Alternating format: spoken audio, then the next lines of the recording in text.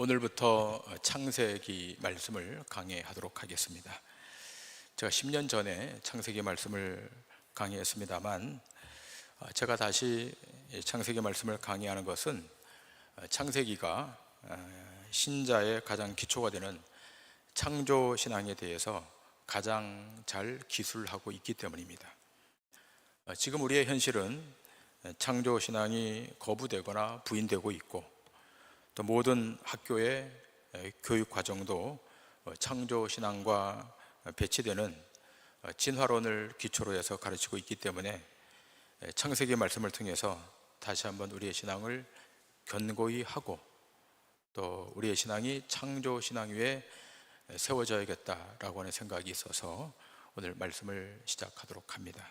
조금 긴 시간 동안 말씀이 진행되겠습니다만, 또 이렇게 좀 건조한 면도 있긴 합니다만, 집중하시고 경청하시면 주제 설교보다 더 큰 은혜가 여러분 심령 가운데 있게 될 줄 믿습니다. 경청해 주시면 감사하겠고, 자, 오늘 말씀의 제목은 말씀으로 창조된 빛입니다. 쉬운 질문 하나 드리겠습니다. 하나님께서 천지를 창조하실 때 무엇으로 창조하셨습니까? 네, 말씀으로. 성경은 누구의 말씀입니까? 하나님의 말씀이죠. 너무 쉬운 질문을 드렸습니까? 이제 약간 어려운 질문을 드리겠습니다. 여러분은 어떻게 예수님을 믿게 되셨습니까? 말씀이 임함으로. 한 가지 더 질문합니다. 그렇다면 교회는 어떻게 유지되고 보존되겠습니까? 말씀의 능력으로 유지되고 보존되는 것입니다. 그런데 사람들은 교회의 유지와 보존이 하나님의 말씀의 능력으로가 아니라 사람들의 힘으로 되는 줄 알고 있습니다. 하나님의 말씀의 능력을 믿지 못한다면 그것은 아무리 많은 사람이 모이고 아무리 화려하고 거대한 건물이 있다 할지라도 무늬만 교회일 뿐이지 내용은 교회가 아닌 것입니다. 하나님의 말씀의 능력이 창조 사건에 어떻게 나타났는지를 확인하는 것은 신자의 신앙의 성패를 가늠할 만큼 아주 중요한 것입니다. 여러분과 저는 진화론의 기초에 있는 인생들이 아니라 창조 신앙 위에 기초에 있는 하나님의 형상대로 창조된 하나님의 자녀, 하나님의 백성이라는 사실을 믿으셔야 됩니다. 하나님께서 빛이 있으라 하시니 원래 있던 빛이 나타난 겁니까? 아니죠. 그 빛은 처음부터 존재하지 않았는데 하나님이 말씀하시니까 빛이 나타난 겁니다. 만들어진 겁니다. 이것을 무에서 유에로의 창조라고 말하는 것이죠. 땅이 혼돈하고 공허하고 흑암이 가득한 그곳에 빛이 있으라 말씀으로 명령하니까 빛이 만들어졌고 그 빛이 어둠을 몰아낸 겁니다. 자, 그런데 우리 인간이 사용하는 말은 어떻습니까? 이미 있는 언어, 만들어진 말의 체계로 전달되고 사용되고 있죠. 세상의 모든 언어가 다 그러한 체계로 전달되고 있죠. 그러나 하나님의 말씀은 이 세상에 존재하고 있는 언어로 말씀하지 않으시고 하나님 자신의 말씀으로 창조의 언어를 만들어내셔서 하신 말씀입니다. 그 말씀 안에는 전능한 능력이 내재되어 있기에 없는 것을 있는 것으로 창조한 창조의 메시지입니다. 동시에 하나님께서는 천지 만물을 말씀으로 창조하시고 그 이후부터는 가만히 계시는 분이 아니라 여전히 지금도 성령님을 통해서 말씀하시고 자신의 일을 하나하나 이루어 가시는 능력의 주 하나님이십니다. 그래서 예수님께서 이렇게 말씀하고 있지 않습니까? 하나님이 일하시니 나도 일한다. 그렇듯이 지금도 하나님께서 말씀으로 창조의 역사를 계속 진행해 가고 계십니다. 자, 그렇다면 하나님은 어떠한 창조를 하고 계실까라고 하는 겁니다. 처음 창조한 피조의 세계가 인간의 범죄로 말미암아 뒤틀려졌기 때문에 하나님께서는 예수 그리스도를 통해서 재창조의 일을 하고 계십니다. 무질서를 질서로 바꾸시고 헝클어지고 무너진 것을 다시 원래대로 회복시키는 재창조의 작업을 하나님이 하시는데, 그 중에 가장 본질적인 사역은 죄로 죽은 하나님의 자기 백성을 그 땅에서 그리스도 피로 살려내시는 일을 하시는 거예요. 이것이 하나님이 하시는 가장 위대한 작업이에요. 자기 백성, 이 땅에 펼쳐져 있는 자기 백성을 그리스도의 피로 살려내시고 뽑아내신 일을 하고 계시는 겁니다. 자, 한 걸음 더 나아가서 여러분 믿음을 좀 생각하길 원합니다. 사람들은 믿음을 자꾸만 자기가 믿어주는 것을 믿음이라고 생각하는 경향이 있죠. 믿음이 사람이 믿어주었기에 그 믿음이 생겼다면 그런 믿음은 인간의 신념의 산물이지 하나님의 선물이 될 수는 없습니다.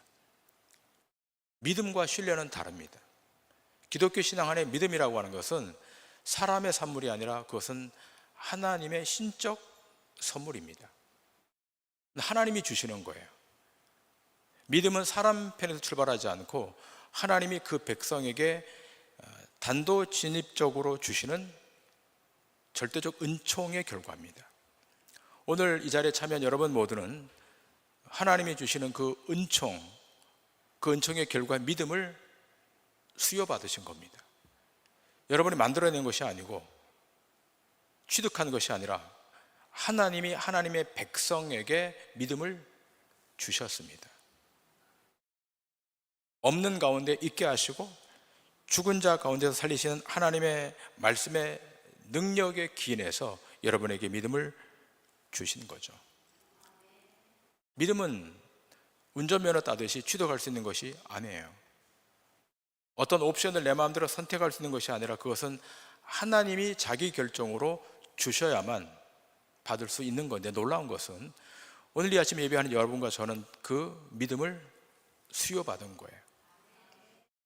그 인간들이 말하고 있는, 세상이 말하고 있는 신뢰와는 차원이 다른 겁니다.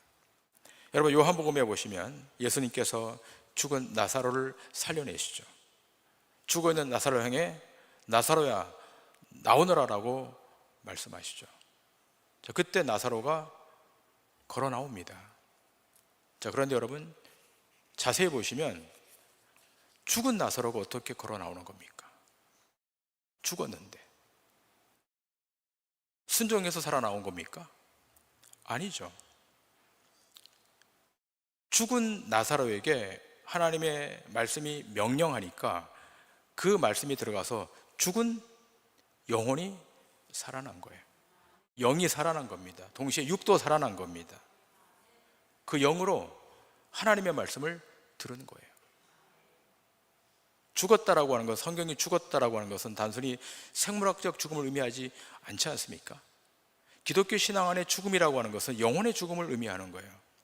호흡은 하고 있지만 이 세상에 죽은 사람 많죠?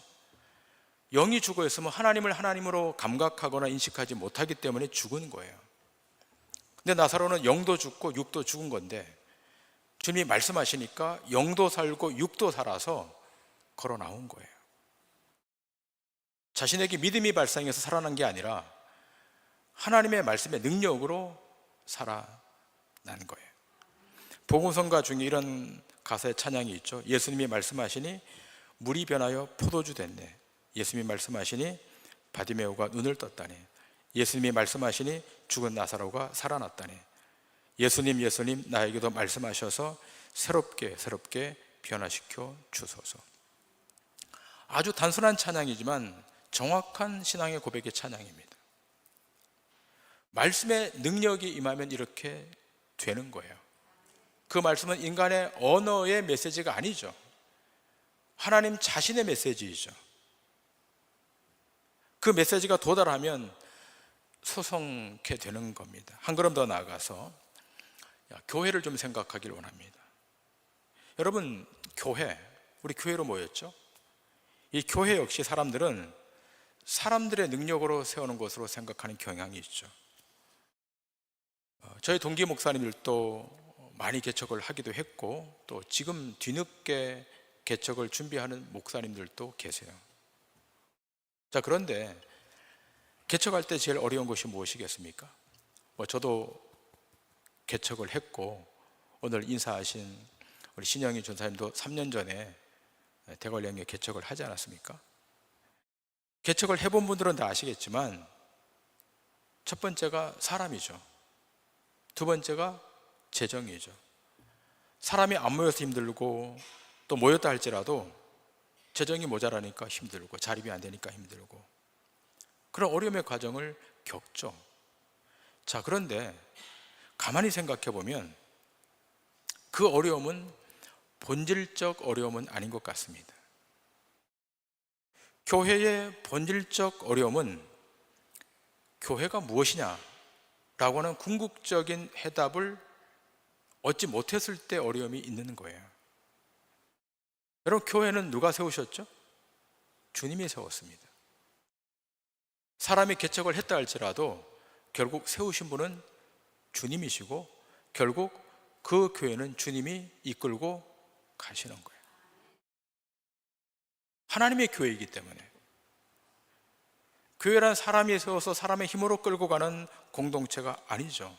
그래서 교회, 그 교회는 그래서 에클레시아입니다. 에클레시아가 원뜻이 뭐죠? 에크, 뭐뭐로부터 구별되어 따로 모인 공동체라고 하는 의미예요. 누가 구별시킨 겁니까? 주님이 세상으로부터 따로 구별시켜서 따로 만든 공동체, 스피리추얼 커뮤니티, 영적 공동체 때문에 교회란 특정 건물이나 조직이 아니라 바로 예수 그리스도를 주로 고백한 자들의 모임, 이것이 교회예요. 이 성전이 교회가 아니거든요. 이건 건물이거든요. 교회란 결국 하나님께서 그 능력으로, 그 말씀의 능력으로 이끄시고 보존하시고 세상 앞에 승리하도록 만드시는 거죠. 교회는 승리하는 겁니다. 악에 대해서, 세상에 대해서 교회는 승리할 수밖에 없는 공동체입니다. 왜죠? 하나님이 세우셨고 하나님이 이끌고 가고 계시고 하나님이 궁극적으로 완성하시기 때문입니다. 자, 하나님께서 빛이 있으라고 말씀하시자 빛이 생겼습니다. 이처럼 하나님의 말씀은 사람의 말과 달리 그 말씀이 이루어내는 것이기에 성경은 그것을 하나님의 말씀이라고 그러는 거예요. 하나님의 말씀이 선포되었다. 그러면 그 말씀은 어떤 역경도, 어떤 고난도, 어떤 난관도 뚫고 성취됩니다. 동도 중앙교회 안에 하나님의 말씀이 임했습니까? 그 말씀은 거침없이 진행되어서 마지막에 완성되는 거예요. 우리 교회뿐만 아니라 이 지상의 모든 교회, 신영희 전사님이 목회하는 기뻐하는 교회도 하나님의 말씀이 임하면 그 말씀은 완성되는 거예요. 사람들은 자기 자신 안에는 내재된 능력이 있기 때문에 그 능력으로 자동차도 만들고 비행기도 만들고 우주선도 만들어내지 않습니까? 지금 최첨단 IT가 동원돼서 못 만들어내는 것이 없잖아요. 그러나 가만히 생각해 보면 이 세상에 만들어내는 모든 것들은 유에서 유 아닙니까? 있는 재료를 갖고 만드는 것일 뿐이에요. 하나님은 그 카테고리 안에 포함되지 않죠. 하나님은 없는 것에서 있는 것을 만드시는, 무에서 유를 창조하시는 창조주이십니다. 그 창세기는 태초에 하나님이 천지를 창조하셨다라고 말해요. 왜요? 논증하지 않죠. 어떻게 만들었느냐, 무엇을 위해 만들었느냐 논증하거나 합리적 설명 없이 하나님이 이미 존재하셨고 그 하나님이 천지를 창조하셨다고 선포하고 말아요. 기독교 신앙은 무엇을 알고 믿는 것이 아니라 믿고 아는 거예요. 그래서 믿음이 필요한 거예요. 믿음이 발생하면 하나님의 존재는 자동으로 믿게 되고 그 하나님이 천지를 창조하셨다는 사실을 그냥 100% 수용하는 거예요. 오늘 이 자리에 오신 여러분, 하나님의 존재를 의심하십니까? 단 한 명도 의심하지 않죠. 왜죠? 믿음이 발생했으니까 그 하나님이 천지를 창조하셨다는 데서 100% 동의하고 이 자리에 앉아 계시는 거예요. 그런데 하나님이 그렇게 아름답게 창조한 그 세상이 죄로 인해서 타락되었기 때문에 이 세상은 종말이 있는 거예요. 이 세상 안에는 소망이 없어지는 거예요. 아브라함 요사 헤겔이라고 하는 신학자가 지금의 현 세대를 무엇으로 비유했는가 하면 수렁에 빠진 황새와 같다라고 비유했습니다. 여러분, 황새 아시죠? 다리가 긴, 부리가 긴 새 아시죠? 근데 이 황새가 수렁에 빠진 거예요. 나오질 못하는 거예요. 이 황새가 꾀를 냈습니다. 자신의 긴 부리를 사용해서 땅에 부리를 받고 발을 꺼낸 거예요. 발은 빠졌어요. 근데 이걸 어쩝니까? 발은 빠져나오는데 그 부리가 수렁에 박혀서 못 나오는 거예요. 지금의 세대가 그와 같다는 거예요. 한 발은 뺐는데 부리가 처박혀서 나올 수 없는, 이러지도 못하고 저러지도 못하는, 그것이 우리 인류의 미래다라고 비유했어요. 맞다고 생각합니다. 세상은 그래요. 세상에 소망을 두면 한 발은 뺐는데 자기의 부리가 땅바닥에 박혀서 나오지 못하는, 진퇴양난에 빠져있는 그런 형국의 시대를 살아가는 거죠. 요한계시록 18장은 이렇게 증거하고 있지 않습니까? 1절 이하에 2일 후에 다른 천사가 하늘에서 내려오는 것을 보니 큰 권세를 가졌는데 그의 영광으로 땅이 환하여지더라. 힘찬 음성으로 외쳐 이르되 무너졌도다 무너졌도다. 큰 성 바벨론이여, 귀신의 처소와 각종 더러운 영이 모이는 곳과 각종 더럽고 가증한 새들이 모이는 곳이 되었도다. 그 음행의 진노의 포도주로 말미암아 만국이 무너졌으며 또 땅의 왕들이 그와 더불어 음행하였으며 땅의 상인들도 그 사치의 세력으로 치부하였도다 하더라. 또 내가 들으니 하늘로부터 다른 음성이 나서 이르되 내 백성아, 거기서 나와 그의 죄에 참여하지 말고 그가 받을 재앙들을 받지 말라. 사도 요한이 계시 중에 환상을 봤는데 그 큰 성 바벨론이 무너졌다는 거예요. 바벨론은 무엇을 상징하는가 하면 절대로 무너지지 않는 세속의 제국을 상징하는데 그 바벨론이 무너졌다는 거예요. 여러분, 세상은 무너집니다. 세상에 많은 사람들이 환상을 부여하죠. 너희가 발을 딛고 사는 이 세상은 절대로 무너지지 않을 거야. 절대로 파괴되지 않을 거야. 절대로 망하지 않을 거야. 그런데요, 무너진다고요. 반드시 무너진다고요. 자, 그런데 놀라운 일이 있습니다. 이렇게 무너지는 그 과정에 하나님께서 그 무너진 세상 속에 있는 하나님의 자기 백성들을 분리시키기 시작합니다. 끄집어내기 시작합니다. 그 악한 세대에서, 망하는 그 세상 안에서 한 명 한 명 하나님의 주권적 능력을 동원하여 끄집어냅니다. 그렇게 해서 오늘 여러분들이 이 자리에 오신 거예요. 하나님의 손이 작동해서, 하나님의 주권이 거기에 임해서 세상에 발을 담그고 있던 여러분과 저를 한 명 한 명 하나님이 분리해서 꺼내셔서 어디로요? 교회 안으로 들여서 교회 멤버가 되게 하시는 거예요. 놀라운 축복 아닙니까? 우리가 세상으로부터 분리되어서 하나님의 나라의 백성이 되었다고 하는 것, 하나님 나라의 자녀가 되었다는 것, 이것보다 더 큰 감격, 더 큰 힘의 원천이 어디 있습니까? 여러분, 그러한 존재예요. 우리가 이 존재에 대한 망각이 있게 되면 하루도 못 살 거예요. 내가 하나님의 백성이고 하나님의 자녀라고 하는 이 정체성에 대한 망각이 오는 순간 우리는 와로로 무너져요. 물질이 없어서 무너지는 것도 아니고 먹을 양식이 없어서 무너지는 것도 아니라 정체성에 대한 망각이 오면 무너지는 거예요. 때문에 신자는 무엇을 확인하는가 하면 그 인생의 여정을 통해서 하나님의 뜻을 확인하는 데 있는 거예요. 하나님의 뜻. 지금 제가 창세기를 본문으로 하면서 요한계시록까지 말씀까지 왔습니다만, 결국은 모든 것은 하나님의 말씀대로 이루어지는 것이고, 그 말씀을 받은 자들은 그 말씀 안에서 하나님의 뜻을 확인해야 되는 겁니다. 그리고 그 하나님의 말씀의 뜻의 핵심인 하나님의 언약. 여러분과 저에게는 하나님의 언약이 있죠.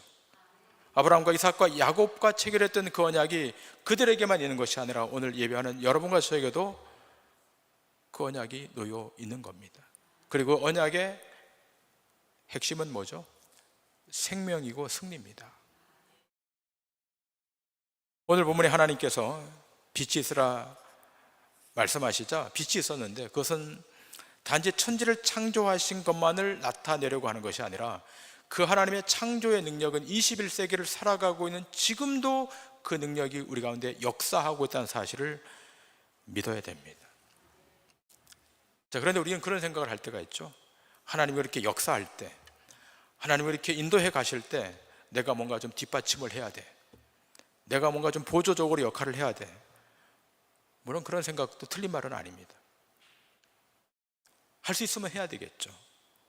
그러나 여러분, 성경을 조금 더 세밀히 읽어보고 성경을 조금 더 깊이 읽어보면 하나님은 하나님의 자기 일을 위해서는요, 하나님 스스로 다 행하여 가세요. 여러분, 삶을 한번 돌이켜보세요. 내가 이렇게 계획했는데 이렇게 된 것이 있어요? 저는 30년 목회하면서 제가 이렇게 계획했는데 제 계획대로 된 것은 거의 없는 것 같아요. 왜죠? 하나님의 의지가 선행되고 있으니까. 하나님의 주권이 내 의지와 생각보다 앞서 있으니까 그분의 의지대로 되는 거죠. 자, 믿음의 조상 아브라함을 좀 한번 생각하기를 원합니다. 여러분, 믿음의 조상 아브라함 하면 여러분 열등감이 생기죠? 나는 믿음이 별로 없는 것 같은데, 성경은 끊임없이 아브라함을 믿음의 조상이라 그러니까 아브라함을 펼치기만 하면 열등감이 생기고 자괴감이 생기죠. 또 우리가 지금까지 들어왔던 그 스토리는 아브라함의 영웅적 서사를 들었기 때문에 더더욱 그런 것 같습니다. 여러분, 내용을 한번 좀 살펴볼까요? 하나님이 아브라함을 불렀을 때 친척 온통 아비의 집을 떠나 갈 바를 알지 못하고 떠나갔다라고 창세기에 기록하고 있죠. 그리고 100세 얻은 아들을 하나님께 바쳤다. 그 스토리 다 알고 계시죠. 그래서 우리 어떤 메시지를 자주 듣는가 하면 저 아브라함을 본받자, 저 아브라함의 신앙을 따라가자라고 그런 메시지를 들어왔죠. 물론 그런 측면도 있습니다만 성경이 본질적으로 얘기하는 것은 아브라함의 신앙을 본받자라고 하는 것이 아니에요. 이삭의 신앙을 본받자 하는 것도 아니에요. 성경의 본질적인 포커스는 하나님께서 그 한 인생 안에 들어가셔서 어떻게 하나님이 그 일을 행사하시고 행하셔서 완성하는가에 있는 거예요. 창세기부터 요한계시록까지의 중심은 누구시죠? 하나님 자신이에요. 인간이 아니에요. 아브라함이 아니고 이삭이 아니고 야곱이 아니고 다윗이 아닌 거예요. 그들은 다 보조자예요. 연극으로 말하면 조연들이에요. 하나님 자신이 메인이에요. 하나님이 아브라함의 인생에 관여하기 시작했거든요. 오늘 예배하는 여러분의 인생에 하나님이 관여하고 계세요. 우리가 감각하지 못하고 인지하지 못해서 그렇지 하나님이 지금도 끊임없이 여러분의 생애에 관여하시고 개입하셔서 어디로 끌고 가시죠? 하나님의 의지 앞으로, 하나님의 계획 앞으로 이끌고 가는 거죠. 하나님께서 아브라함을 부르셨을 때 하나님이 믿음이 좋아서 당장 나섰습니까? 성경을 자세히 보면 그렇지 않죠. 제가 뒤에 강의를 하겠습니다만 하나님께서, 야훼께서 아브라함에게 말씀하시는데 어떻게 안 떠나고 배길 수가 있겠습니까? 하나님이 말씀하셨는데 떠나라 그러는데 어떻게 안 떠나요? 하나님이 떠나도록 만드신다고요. 제 인생도 그랬으니까. 너 떠나야 돼. 그럼 떠날 수밖에 없는 거예요. 왜죠? 우린 피조물이고 하나님은 우리를 만드신 창조주이시니까. 그분이 떠나라면 떠나야 되는 거죠. 아브라함이 믿음이 충천해서 네, 떠나겠습니다 라고 순종해서 떠났습니까? 아니죠. 아브라함이 이 메시지를 받았을 때 이름은 아브람이었어요. 믿음이 없었을 때 이름이었죠. 할 수 없이 간 거예요. 믿음이 좋아서 간 것이 아니라 할 수 없이 갔어요. 순종해서 간 것이 아니라고 성경은 증거하죠. 자, 그로부터 25년이 지난 다음 수많은 하나님의 일하심의 역사를 직접 목격하고 난 이후에 이름이 바뀌죠. 아브라함으로 바뀌면서 알게 된 거예요. 아, 하나님이 내 인생에 관여하고 계시는구나, 내 인생을 이끌고 가시는구나를 확인한 이후에 어떻게 해요? 그때야 비로소 100세가 되어서 자기 아들 이삭을 제물로 드리는 거예요. 믿음이 좋아서가 아니라 하나님의 역사하심을 목격하고 나서야, 하나님의 손대심을 경험하고 나서야 이삭을 드리는 거예요. 여러분의 인생이 그렇고 저의 인생이 그렇습니다. 여러분과 저는 끊임없는 불순종의 연속의 삶이었어요. 우리 안에는 괜찮은 부분이 많지 않아요. 근데 어떻게 해요? 하나님의 의지로 우리의 고집을 계속 꺾으신 거예요. 꺾어서 이 자리까지 오게 했고 여러분이 하나님의 사람이 된 거예요. 로마서는 이렇게 증거하지 않습니까? 로마서 4장 1절과 2절 17절에 그런즉 육신으로 우리 조상된 아브라함이 무엇을 얻었다 하리요? 만일 아브라함이 행위로서 의롭다 하심을 받았으면 자랑할 것이 있으려니와 하나님 앞에서는 없느니라. 기록된 바 내가 너를 많은 민족의 조상으로 세웠다 하심과 같으니 그가 믿은 바 하나님은 죽은 자를 살리시며 없는 것을 있는 것으로 부르시는 이시니라. 아브라함이 하나님 앞에서는 자랑할 것이 1도 없다는 걸 이야기하고 있죠. 바울이 뭘 자랑합니까? 하나님이 다 하시는데, 하나님이 일방적으로 끌고 가시는데 우리가 어떻게 하나님 앞에 자랑할 수가 있겠습니까? 바울도 이것을 본 거예요.